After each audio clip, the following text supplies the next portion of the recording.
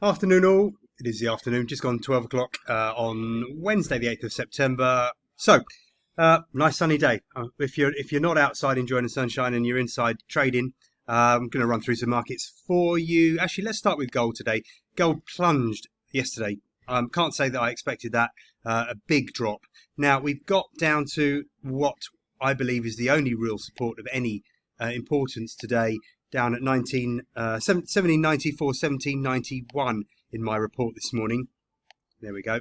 Let's put some fib levels on there. So my support level was just below the 23.6% fib, more around the 500 period moving average for the 200 period moving average for the 4-hour chart. So that's where I've identified the support level, 1794. Actually, if you look at the hourly chart, I believe there's a moving average in there. Yeah, we've got the 500 moving average, 500-hour moving average coming in just above 1789. So that's the level that the market needs to hold above. I've got support from 1794 down to 1791, stops below 1789. Seems to be holding so far, not much of a bounce yet. My target, or the resistance level at least, would be, hang on, I don't want that, I want this, would be, let's put my fibs on there, you know I like my fibs, there we go. Okay, so looking at the fibs, we need to get through 1802, then we can get up to 1808. For me, the big resistance level is around that sort of 1812, 1815 area. Not because it's a 50% fib, more because of the moving averages on the hourly chart, in my opinion. So we'll see if we bounce off there. But yeah, as I say, break below sort of 1789, 1788. That's going to be pretty negative for gold. That's going to mean that we're going to continue down probably at least as far as 1775. Aussie yen. Now, Aussie yen has fallen today as far as my support level, which, if I just remind myself,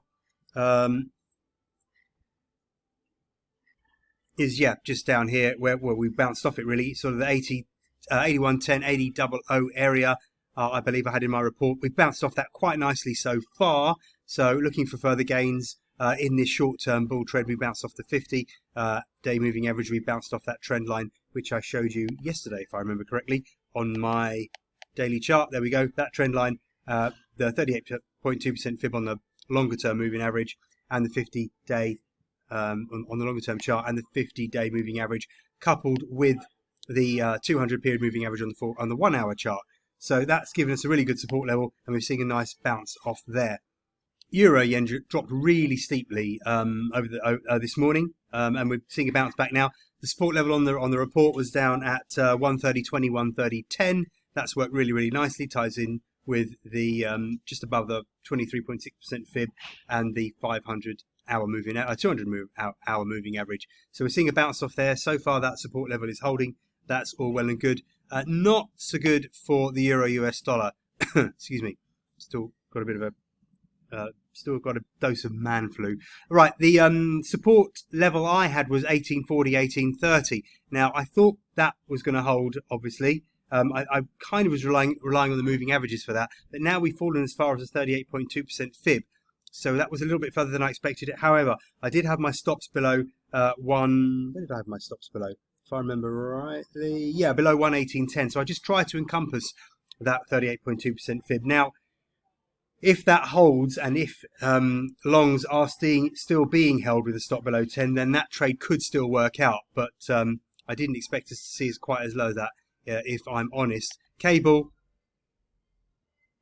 137.80, 137.70 was my support level. We've been down as far as 137.50. I had stops below 137.50, so just about hanging on to that trade, but it did overrun further than I would have expected. As I say, not necessarily stopped out on any long positions just yet. So we're still in a chance with pretty much all of those trade ideas. S&P, where are we with that one?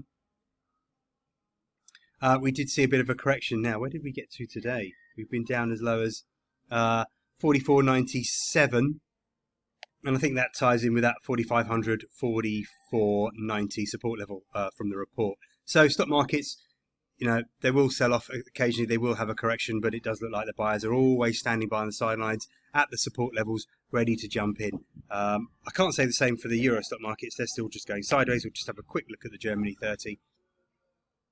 Yeah, it's still going sideways. I really don't know how anyone's trading this at the moment. It really is just lots of long lower wicks, long high upper wicks, reversal. What a mess. I'm not even going to bother going into that one. Okay, so that's just a quick afternoon recap of what we had in this morning's reports, and we will see if those short yen trade ideas play out in the afternoon, and have the reports ready for you again tomorrow morning.